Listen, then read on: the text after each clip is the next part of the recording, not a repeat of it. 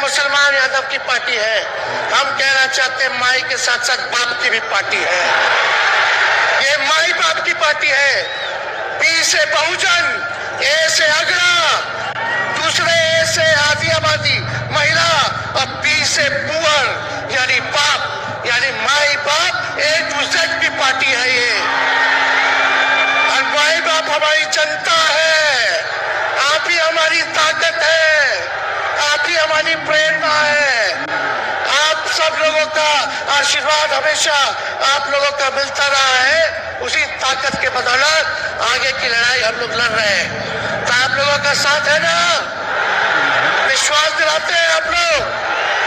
और आरजेडी का मतलब, मोदी जी कुछ भी कहते रहे, लेकिन आरजेडी का मतलब है आर से राइट्स यानी अधिकार, जे से जॉब मतलब नौकरियां, और टी से डेवलपमेंट मतलब विकास, यानी अधिकार, नौकरियां, विकास, राइट्स, जॉब, डेवलपमेंट, ये है आरजेडी का मतलब। बीजेपी के लोग जगह जगह तोड़ फोड़ करते रहते हैं, स्टेट सरकारों को तोड़ लिया जाता है। अरे कुछ विधायक इधर से उधर कर दे, कोई फर्क नहीं पड़ने वाला है, लेकिन जनता को कहां से खरीदेंगे? जनता जवाब देगी, जवाब दीजिएगा ना।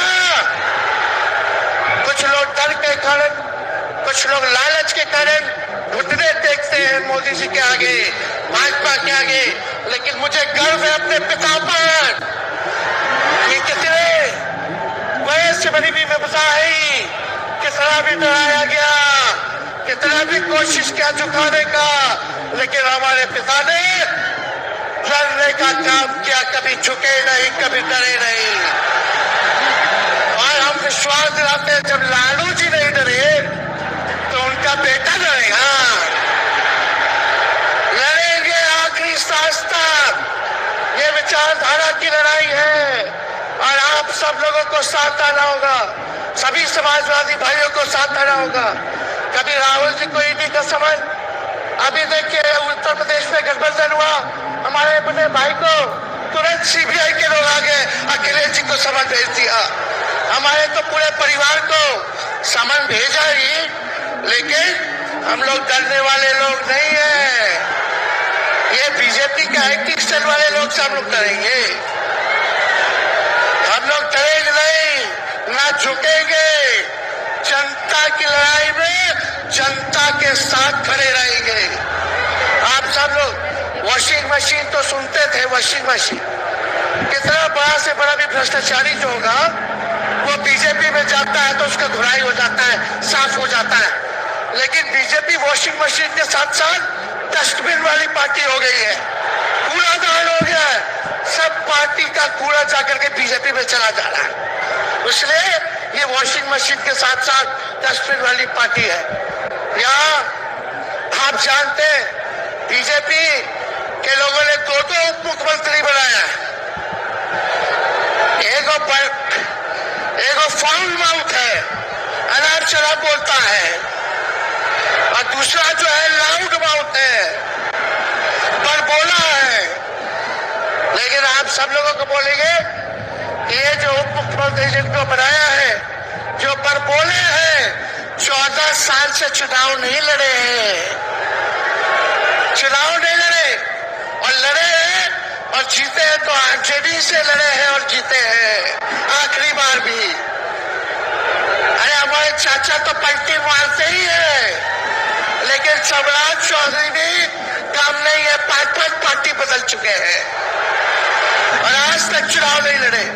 तो ज्यादा हम लोग क्या कहें, लेकिन मोदी जी आए थे कल यहाँ, क्या बोल करके गए, वही जुमला, वही बकवास की बातें, झूठ प्रचार। हम तो शुरू से कहते हैं मोदी जी झूठ बोलने के फैक्ट्री है, मैन्युफैक्चरर है, मोदी जी होलसेलर के साथ डिस्ट्रीब्यूटर भी है झूठ बोलने के। आप लोगों ने पिछले बार 40 में से 39 MP बीजेपी को जिताया।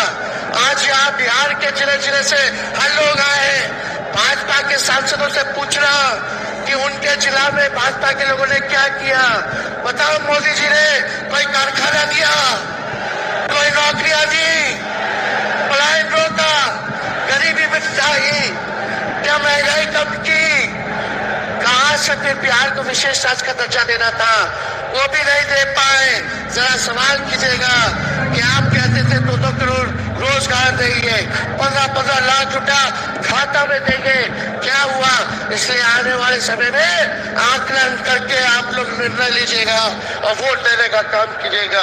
तो आप सब लोगों को ये कहना है कि भाजपा के लोग गोबर को भी गाजर का हलवा देकर के परोस देते हैं।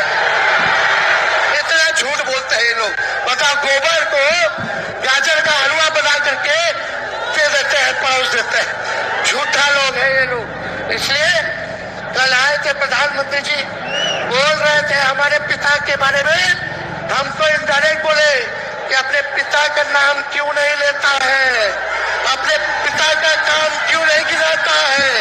मोदी जी, थोड़ा कान खोल के सुनिए। आज इसी बिहार की धरती से हम बोल रहे हैं। कल आपने बोला, आज उसका जवाब देने हम आए हैं। चश्मा साफ कर लीजिए, खोल के ये नजारा देखो, जन सैलाब है। मोदी जी, जरा बताइए, 90,000 करोड़ का मुनाफा यूपीए 1 में हुआ था। लालू जी ने ऐतिहासिक काम किया, आज तक रेलवे को मुनाफा नहीं हुआ था। लालू जी ने 90,000 करोड़ का मुनाफा भारतीय रेल को दिया था। थोड़ा आप बता दें, आपने 10 साल में कितना मुनाफा दिया? जनता को दिया, रेलवे को दिया या पूंजीपति को दिया? किसको दिया? रेलवे का निजीकरण कर दिया। अब बात करते हैं कि लालू जी ने क्या किया। जितना कूली भाई था सबको नौकरी देने का काम किया, परमानेंट करने का काम किया। आपने कितना कूली भाई को क्या किया, जरा वो बता के लिखिए। ये तो लालू जी ने कुल्लर चलवाए, कुल्लर रेलवे में, ताकि कुम्हार भाई सबको रोजगार मिले। ये काम किया लालू जी ने। आपने क्या किया? बिहार में चक्का कारखाना से लेके कई रेलवे का 3-4 फैक्ट्री दिया। आपके रहते हुए 10 साल आपने क्या किया? अरे लालू जी मुख्यमंत्री थे जो देश में कभी नहीं हुआ। मानसिक गुलामी से मुक्ति लालू जी ने दिलाया। बिहार में सामाजिक न्याय करके दिखाया, गरीबों को आवाज दिया। आज कोई भी गरीब 90 के बाद अपना अधिकार के लिए लड़ना जानता है, अति पिछड़ा लड़ना जानता है, दलित लड़ना जानता है, आदिवासी लड़ना जानता है, अल्पसंख्यक भाई लड़ना चाहते हैं। अब कोई चप्पल उतरवा देगा, अब कोई कुआं का पानी नहीं पीने देगा। अरे अब कुआं का पानी नहीं, 10-10 का कुआं बना लेगा और जरूरत पड़े तो उन्हीं लोगों को पानी पिला देगा। क्या बात करते हैं ये लोग। इसलिए भाजपा के लोग केवल बकवास बोलते हैं, झूठ बोलते हैं, बोलते परिवारवादी लोग हैं, परिवारवादी लोग हैं। अरे पीछे सम्राट चौधरी बैठे हुए हैं, रामविलास पासवान जी के भाई बैठे हुए हैं, पारस जी, कई नेता बीजेपी में परिवारवाद के लोग हैं, तो वहां इनको परिवारवाद नजर नहीं आता है। मांझी जी का बेटा को मंत्री बना दिए, वो परिवारवाद नहीं है। तो इसलिए ज्यादा कुछ इन लोगों पे हम नहीं कहेंगे, लेकिन माननीय नीतीश कुमार जी यू टर्न जो लिए हैं, समझिए कि अब हमको लगता है कि राज्य सरकार को इंश्योरेंस और बीमा करा लेना चाहिए। हम मोदी जी कल कह रहे थे, मोदी की बड़ी मजबूत गारंटी है, मोदी की गारंटी, मोदी की गारंटी। अरे मोदी जी जरा हमारे चाचा का गारंटी लेके दिखाओ। क्या हमारे चाचा का गारंटी ले सकता है कोई? अरे बताओ, कोई ले सकता है क्या? जब चाचा बोल रहे थे कि अब हम नहीं जाएंगे कहीं, अब हम यहीं रहेंगे और जीवन, तो मोदी जी हंसने लग गए। क्यों हंस रहे थे भाई? मोदी जी क्यों हंस रहे थे? और हमारे चाचा को बार बार ये क्यों बोलना पड़ता है कि हम जो है अब कहीं नहीं जाएंगे? जाएंगे, मिट्टी में मिल जाएंगे, लेकिन हम कहीं नहीं जाएंगे। एक वो गाना सुने हैं आप लोग, ऋतिक रोशन का फिल्म का गाना है, इधर चला मैं उधर चला, इधर चला मैं उधर चला, जाने कहां मैं किधर चला, अरे अरे फिसल गया। अरे चाचा जी, चलिए आप बुजुर्ग हैं, आपको यहीं से हाथ जोड़ करके प्रणाम। लेकिन एक बात तय है, जदयू 2024 में खत्म हो जाएगी, ये मेरा कहना है। बताओ सच्ची बात है कि नहीं? जदयू का कोई भविष्य है क्या? कोई भविष्य नहीं है। आप इधर चलिए उधर चलिए, अब आपका कुछ बचबे नहीं करेगा तो आप फिसल जाओगे, कहीं के नहीं रहोगे। तो इसलिए आप सब लोगों को ये कहना है, एक तरफ इन लोगों का गठबंधन जो है, एक तरफ फिरका प्रस्त है और उसके साथ मौका प्रस्त है लोग हैं।